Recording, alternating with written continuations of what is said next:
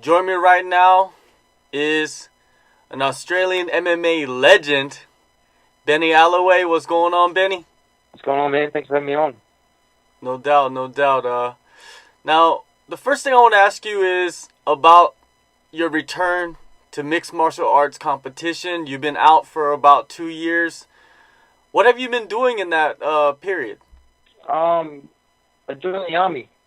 Oh, So really? I've just Why been did you away on decide to join deployment the with army? them for a while. Yeah. Oh, it's something I've always wanted to do, and just sort of take a bit of time away from fighting and a bit of a change of scenery, and yeah, give it a crack and see how it went. Why did you decide to take some time away from fighting?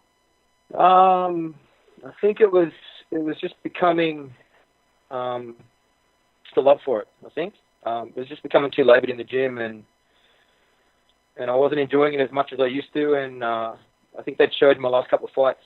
And I thought about retiring completely, but I thought it might be better for me to just take a break and do something else for a while, and not officially retire, and see if I enjoy training again after coming back. And yeah, man, at the moment I'm just fighting because I want to fight, not for any reason, not for money, not for the accolades or whatever. I just feel like I want to have a fight, and yeah, here we are, about in a couple of weeks' time.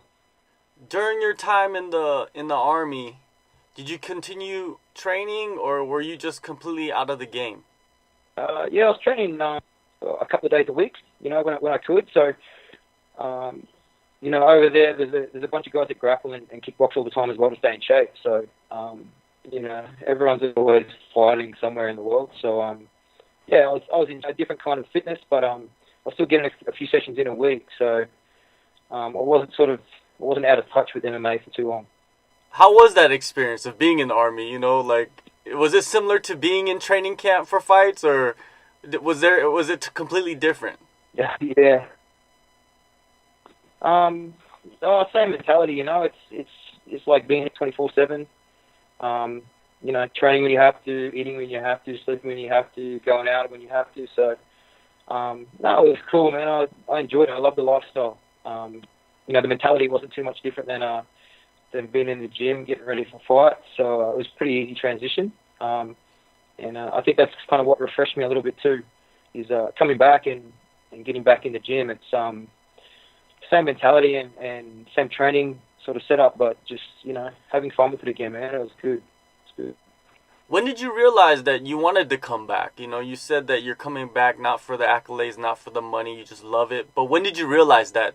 Cam from Eternal MMA had a few fights over here on the Gold Coast when he has his shows. So, when I was commentating before I went away, and then when I got back, doing a few more shows, and then it wasn't really until I went to Japan last month for a bit of a trip with my wife, and met up with Reese McLaren over there, and he threw me a few tickets for ONE FC, and I think, man, that night I just kind of fell back in love with fighting again, and just just seeing the show, and I was lucky enough to hang out the back in weigh-ins with all the superstars over there at ONE FC. So yeah, man, it's I kind of feel like before I got to the UFC, I don't know, a little bit excited to fight again. So yeah, well, I guess maybe that trip to Japan, it sort of happened by chance, but it was a good thing. Everything happens for a reason, I reckon. So yeah, it's good.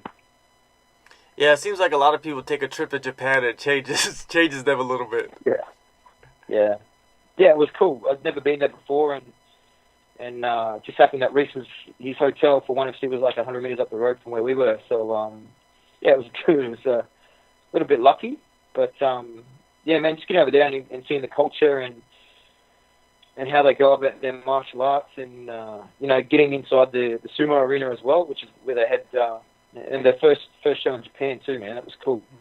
And they really go above and beyond for their shows. So yeah, man, it was a good night for me. I was pretty happy to be there and just enjoy it. And yeah, when I got back, I sort of got in touch with Cam and sort of seeing if there was anything out there.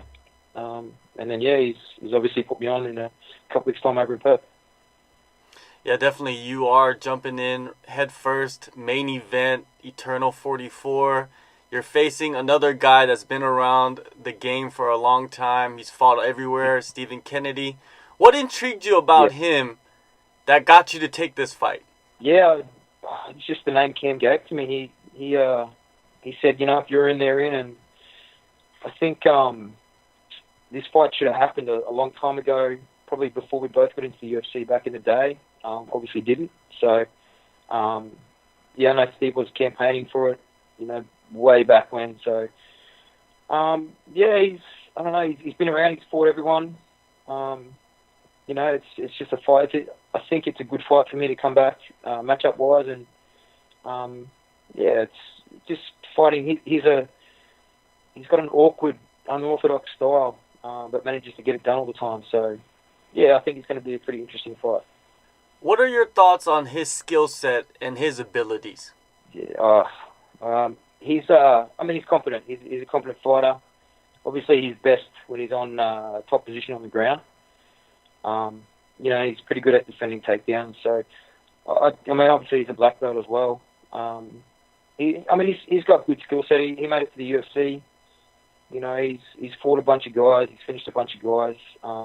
We've both got a common opponent in Benny Rodriguez, who we finished a while ago on AFC a few years back. So, he's a competent fighter. I think his grappling obviously is a lot better than his stand-up. I think there's a lot of holes in his stand-up, but he's good. He's a good opponent. He's the number 1 middleweight guy down here, and the number 7 or 8 welterweight guy. So, he's no joke on the inside that cage. But we'll see how it goes in a couple of weeks' time. Yeah, you are going into Perth. That is Kennedy's territory. Do you like the idea of going, into someone's backyard? Yeah, man, of course. I got to do it over in Russia a couple of years ago. So, I did it in the States in the UFC, and it's good. Why not? Puts all the pressure on them to win, and I can just go in there and fight. And I tend to fight better when I don't have that pressure or putting that pressure on myself at home. So, why not, man? Fight's a fight. His friends and family can't help him in the cage. It's just going to be me and him. So, it's always nice to go to the hometown and spoil his plans. And, it's going to be a good night. It's going to be a good night. You have beaten some of the biggest names on the Australian MMA scene, if people don't know that. How does Kennedy stack up against these other guys? Oh, he's a UFC vet, and he's been around forever. He's well known. Sometimes he's well known a bit better for his what he has to say on social media than what he does in the cage. But everyone knows him. He's up there, I guess. He's in the rankings, and I think he's still keeping that little fire inside of him alive. And obviously, he's probably trying to get back to one of the bigger shows. But I just think the last couple of years, fighting over in Europe and then over in Eastern Europe with that Russian promotion, I've probably been fighting a bit better competition than he's been fighting. But, you can't sleep on him. He's going to take you down if you don't take him seriously, and he's going to find a way to get a tap or a TKO from top position. So, he's definitely up there, and I'm not taking lightly by any means. I'm taking him as the best version he's going to be, and hopefully I'm a good version of myself, and I can go in and get it done. Are you taking this fight as kind of like a one-off, or what is your plans for the future? Are you just going to take it one fight at a time? Yeah, at the moment there's no plans after this one. I'm just going over there to fight, and then we'll get the win and have a beer and come back to the eastern side of the country and go from there. Really, there's no plans, man. I'm just enjoying being and training my students again, and just in the right headspace to fight again, and not looking for another fight at all. I'm just get in there, get it done, and see what happens. And if we get the win and things unfold in the future, that's cool. If we get the win and things don't unfold in the future, then I'm happy with that. I could happily whether I win or lose. But of course, going to go in there and try and win, and not looking to the future, I think is going to just help me stay focused on fighting him and trying to get the win. Does this mentality make you more dangerous, not thinking past this fight and just kind of like focused on one goal in mind?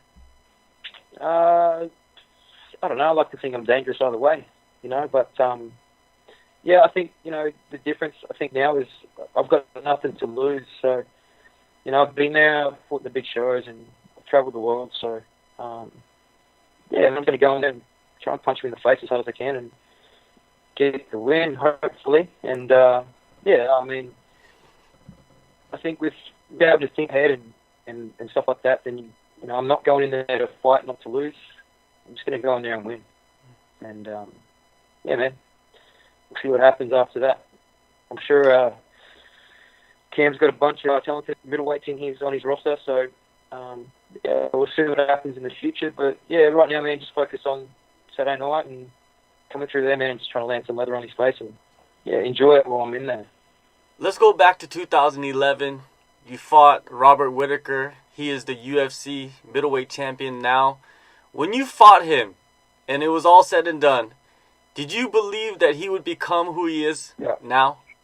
Man, yeah, like, he was always a talent back then. Yeah, like, yeah, I always knew he was going to be good, but for him to do what he did and go up to middleweight and smash everyone's face in, and now he's the champ, that's pretty crazy. I mean, I thought he would have had a bit of luck at welterweight, but yeah, man, like, I thought he was going to be a big name one day, but I didn't think he'd be the middleweight champ of the world.